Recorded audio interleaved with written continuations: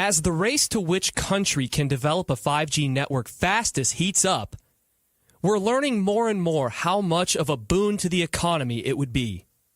Here's Brent Skorup on this podcast talking about the U.S. and why it's important to continue to push forward to win the race. The U.S. is head and shoulders above everyone else when it comes to an apps economy and apps jobs and Uber and Lyft and all these mobile companies that we're familiar with. Almost all of them are based in the U.S. And so that's why this race, the 5G, is a term. There comes a benefit from being the first, from being the ones that induce all the innovators to come to your country and design apps for your country. He's right. Since that episode aired in late 2018, we're reading all sorts of estimates that the winner of the 5G race would see anywhere from $500 billion to $1 trillion of additional investment in the economy. In other words, whoever's first to 5G will be in Fat City.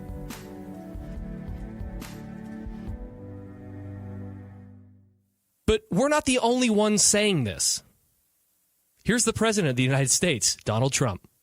The race to 5G is a race America must win, and it's a race, frankly, that our great companies are now involved in. 5G networks must be secure. They must be strong.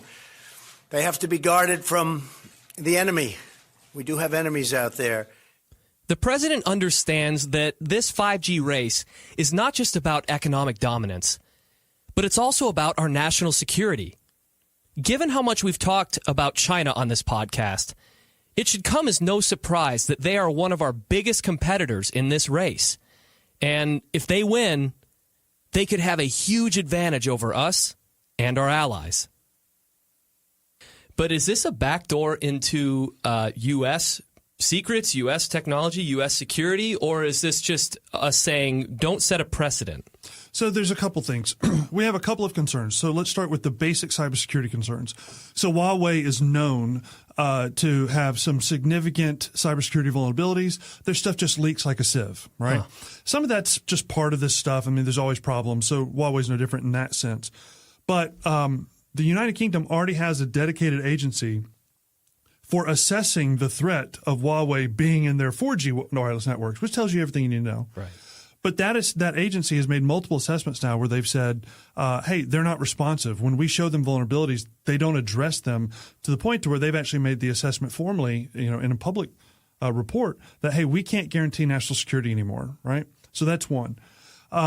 Two, there's the broader geostrategic security side of this, where even if Huawei were able to secure all of their networks tomorrow, you still have the problem of Chinese law, which says any information that touches or is collected upon or in any other way, lands on a Chinese company's networks, even a Chinese company that's operating in the United Kingdom, that information is considered Chinese information by Beijing. Wow. It must be exfiltrated back to the Chinese, and it must be made available to the Chinese intelligence service.